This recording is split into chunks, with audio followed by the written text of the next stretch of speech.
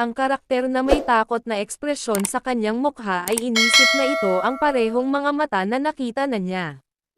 Nagniningning ang mga mata ng dalaga. Ang pangunahing tauhan, na may gulat na ekspresyon sa kanyang mukha, ay naisip na ito ay napakaseryoso. Ang bida ay humanga, at ang batang babae ay tumawa na may mapang-asar na ekspresyon sa kanyang mukha. Sa isang masayang ekspresyon sa kanyang mukha, sinisigawan niya upang magamit ito, ang pangunahing karakter ay kailangang kalkulahin ang tatlong mga spell ng sabay-sabay. Idinagdag niya na ang isang tulad ng pangunahing tauhan ay maaari lamang mangarap tungkol dito. Ikinuyom ng pangunahing tauhan ang kanyang mga kamay sa mga kamao at sumisigaw na magagawa niya ito. Sinabi ng babaeng naka-cross arms sa bida na siya ay mayabang.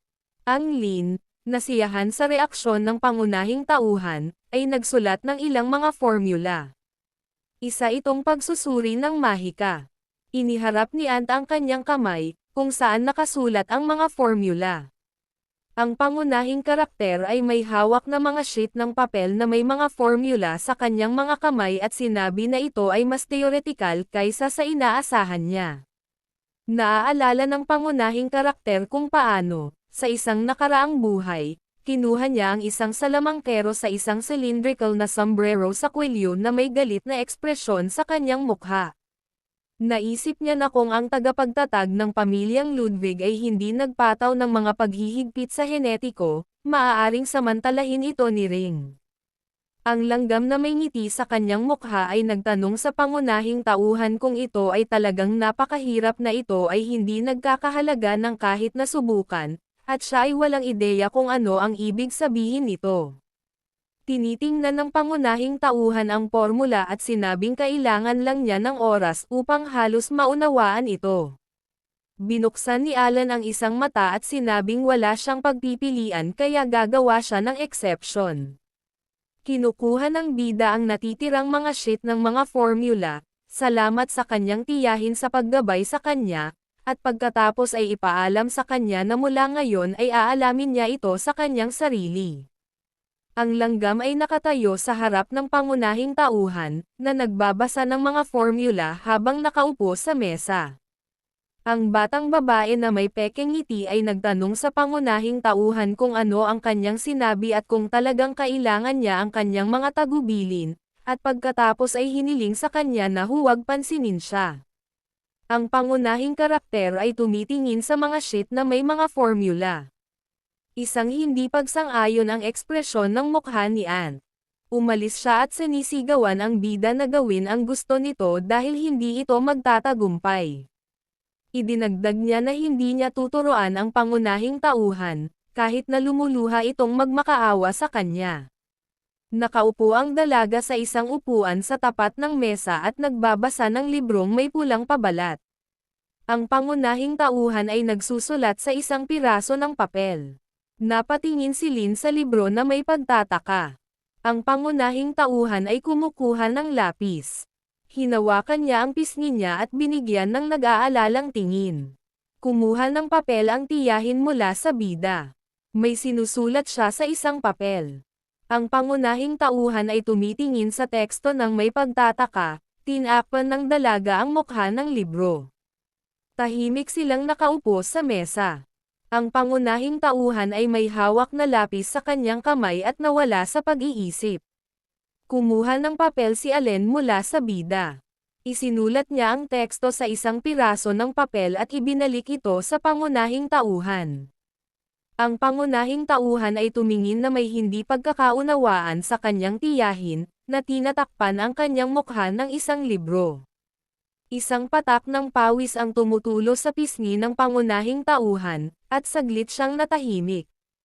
Ang isang patak ng pawis ay dumadaloy sa pisngi ng tiyahin dahil sa pagkabalisa, at ang pangunahing tauhan ay nagtataka kung ano ang nangyayari. Naisip niya na ito talaga kung paano gumagana ang modernong mahiwagang edukasyon o sinusubukan niya ito. Pinagmamasdan siya ng ina ng pangunahing tauhan, at napapikit ang kanyang tiyahin na si Alan at sinabing nagsimula na ang pahinga. 2 beses siyang tinawag ng ina ng pangunahing karakter, at ibinalikan ang kanyang ulo sa direksyon niya. Tinanong ng pangunahing tauhan ang kanyang ina kung ano ang kailangan niya. Nilapitan ng babaeng mapula ang buhok sa kanyang anak at tinanong kung hindi pangkaraniwan ang kanyang tiyahin. Ang pangunahing tauhan ay tumugon na siya ay hindi pangkaraniwan. Sinabi ni nanay sa pangunahing karakter na ang kanyang tiyahin ay hindi masyadong tapat, at sa totoo lang, sinisikap niyang ituro sa kanya ang lahat. Kaya kahit na may alam na siya, dapat ay marami siyang tanong. Napapikit si nanay na may ngiti sa labi at sinabing ganoon din siya nang sumunod sila ng kanyang ama sa kanilang mga takong. Dagdag pa niya, napaka-charming ni auntie. Inisip ng pangunahing tauhan na ang kahulugan ng salitang kaakit-akit ay talagang nagbago sa loob ng 300 taon. Naka-cross-legged ang tiya sa mesa sa tabi ng bida.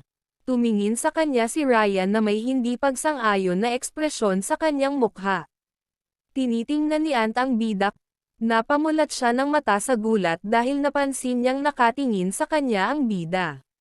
Si Helen ay tumalikod sa pangunahing tauhan.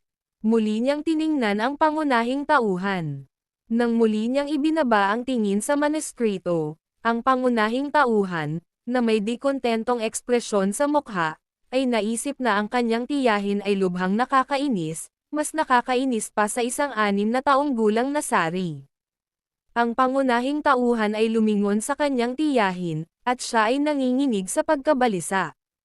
Ibinigay niya sa kanya ang manuskrito, sinabi na hindi niya maintindihan ang bahaging ito, at tinanong siya kung matutulungan niya siya. Ang pangunahing tauhan ay tumingin sa batang babae na may kalmadong tingin. Namula ang pisngi ng dalaga, at idinilat niya ang kanyang mga mata. Itinapon niya ang libro at sumisigaw, tinanong ang pangunahing tauhan kung hindi niya alam ito, at pagkatapos ay idinagdag na ang kanilang pamilya ay tiyak na mapapahamak. Hiniling niya sa pangunahing tauhan na dalhin ang manuskrito dito at ipakita sa kanya kung saan ito hindi malinaw sa kanya.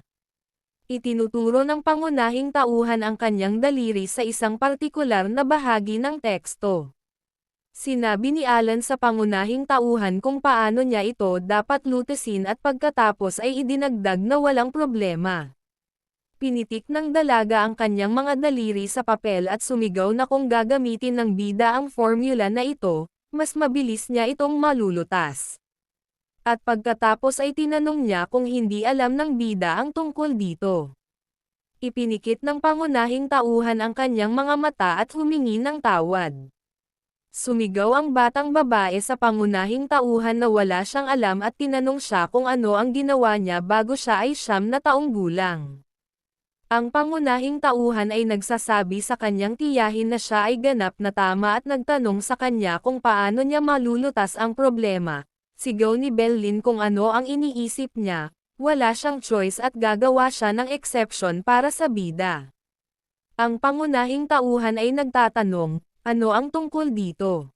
Iniulat ng tiyahin na ito ang huling pagbubukod, at kung magtanong muli ang pangunahing tauhan, may gagawin siya. Ang mga sheet ng papel ay lumilipad sa hangin. Tinanong ng pangunahing tauhan ang batang babae, paano ito? Tanong ni Alan, ano ang mahirap dito? At iniulat na ito ang huling pagbubukod. May maliwanag na glow sa gitna ng mga sheet ng papel. Naisip ng bida na, laging ganito ang pagtuturo kay Alan dahil nangangailangan ito ng matinding pagsisikap. Ngunit salamat sa kanya, makabuluhang nabawasan niya ang oras na ginugol niya sa pag-aaral ng teorya at nakakuha ng praktikal na karanasan. Idinagdag niya na sa 10 araw, pagkatapos matanggap ang mga tagubilin ni Al, naramdaman niya ang isang nasusunog na sakit sa retina ng kanyang mata. Ang pulang enerhiya ay nagmumula sa mga mata ng pangunahing tauhan. Masakit daw ang mata niya, at parang sisabog na ang ulo niya. Naisip niya na may pakiramdam siya na lahat ng dugo sa kanyang katawan ay umakyat sa kanyang ulo at ang mundo ay unti-unting nagiging dugo. Dilat na dilat ang mata ng bida. Naisip niya iyon. Tapos nangyari. Ang kanyang mga mata ay tila nagniningning na pula o may nakaukit na marka ng kamatayan. Nakikita ng bida ang mga numero sa lampara, bintana, at kabinet. Nagtataka siya kung ano ito at pagkatapos ay idinagdag na ang lahat ay na-convert sa mga numero. Ang pangunahing karakter ay lumilikha ng apoy sa itaas ng kanyang palad at nakikita ang mga numero sa apoy.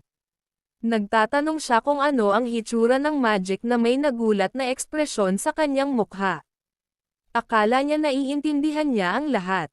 At pagkatapos, sa mga mata ng batang wizard, ang lahat ng kanyang mahika ay dapat na mukhang mga numero, na nagsasabing ito ay tunay na kamangha-manghang.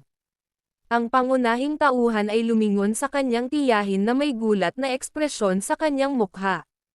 Tinanong niya ang bida kung talagang nakamit niya ito sa loob lamang ng 10 araw. Nandyan si Lin. Ang mga mata ay naglalabas ng pulang enerhiya. At naisip niya na kahit na makatanggap ng espesyal na edukasyon, inabot siya ng 7 taon upang makabisado si Belle CDS. Naalala niya ang isang lalaking may maitim na buhok mula sa angkan ng Ludwig. Umiiyak siya habang nakapikit at sa tingin niya ay aabutin ng 70 taon para ma-master si Belle. Nagtataka, ang bida ay tumingin sa kanyang tiyahin, na naisip na ito ay talagang sa loob lamang ng 10 araw. Idinagdag niya na ginawa niya ito mula sa simula ng walang alam. Bago gumamit ng ilang mga spell ng sabay-sabay, isang patak ng pawis ang dumaloy sa pisngi ni Alan, at naisip niya na makakalaban niya si Rinpoche, na tinawag na master ng sabay-sabay na pagtawag. Ang pangunahing tauhan ay tumingin sa kanyang tiyahin na may pag-aalala sa kanyang mukha. Pinagpapawisan si Kevin at sinabing nagising ang kanyang anak sa loob lamang ng 10 araw. Ang tiyahin, na may ngiti sa kanyang mukha, ay nagsabi sa kanyang kapatid na, "Salamat kay Ryan, ang pamilyang Ludwig ay maaaring maging nangungunang pamilya ng mga salamangkero dahil siya ay talagang kamangha-mangha." Isang kalabog ang narinig sa likod ng pinto. Napapikit si Kevin at sinabing, bilang ama, wala na siyang maituturo pa sa anak. Bumaling siya kay Yod, na sumagot, "Oo." Sa likod ng pulang tela, sa kaliwa ni Kevin, makikita ang silhweta ng isang lalaki na humihiling na utusan siya. Hiniling ng ama ng pangunahing tauhan na magpadala siya ng mensahe sa kanyang ama. Ang lalaking nasa likod ng pulang tela ay nagtanong sa ama ng pangunahing tauhan kung ang ibig niyang sabihin ay ang dating padre de pamilya. Maraming libro sa mga istant. Tinatanong ni Kevin kung may problema. Si Yod, nakasuot ng itim, ay nagsabi, hindi iyon ang ibig niyang sabihin. Hiniling ng ama ng pangunahing tauhan na ipadala ang sumusunod na mensahe, "Itakda mo sana ang iyong apo, na may likas na talento, sa tamang landas. Magalang kong hinihiling sa iyo na gawin ito." Ang pangunahing tauhan ay nakaupo sa mesa at tumitingin sa mga manuskrito. May pagtataka sa mukha ang lalaking nakaitim na damit. Ngumiti siya at sinabihan si Kevin na talagang hirap at ginhawa ang pinagdaanan niya para sa anak. Bahagyang ngumiti ang ama ng pangunahing tauhan, at sinabi sa kanya ng kanyang nasasakupan na kikilos siya ayon sa utos at tatawagan siyang kamahalan. Natapos na ang tagsibol, at nagsimula na ang maikling tag-araw. Bumubuhos ang ulan sa pagitan ng mga puno. Ang pangunahing tauhan ay nakatingin sa labas ng bintana habang kumakain sa pag-iisip na ang tag-araw na ito ay tila magtatagal ng halos 1 taon at ang madilim na ulap ay natakpan ang kontinente, na bumubuhos ang ulan araw-araw. Noong tag-araw na iyon, ang pangunahing tauhan ay abala. Naglagay si Ryan ng isang piraso ng karne sa kanyang tinidor at inihahanda itong kainin sa maghapon. Natutunan niya ang salamangka sa bahay mula sa isang paa. Nagulat ang langgam sa pangunahing tauhan, at ang ina ng pangunahing tauhan ay nanonood mula sa paligid. Ang pangunahing tauhan ay nagturo kay Seri ng mga pangunahing kaalaman sa mahika hanggat maaari. Lumilikha ang nakababatang kapatid na babae ng 3 maliliit na bukal ng tubig sa itaas niya, at tinakpan ng bida ang kanyang hindi nasisiyahang mukha. Sa gabi, ang pangunahing tauhan ay nakatuon sa pagsasanay sa kanyang pisikal at mahiwagang lakas. Kinaladkad ng pangunahing tauhan sa likod niya ang isang malaking bato kung saan siya itinali. Ang pag-unlad ng modernong mahika, na natutunan ng pangunahing tauhan mula kay Alan at mula sa mga libro, ay talagang kamangha-mangha para sa isang taong nabuhay 300 taon na ang nakalilipas, tulad ng kalaban. Nakakaloka. Ang pangunahing tauhan ay tumitingin sa manuskrito na may maalalahang tingin. Salamat po sa panonood.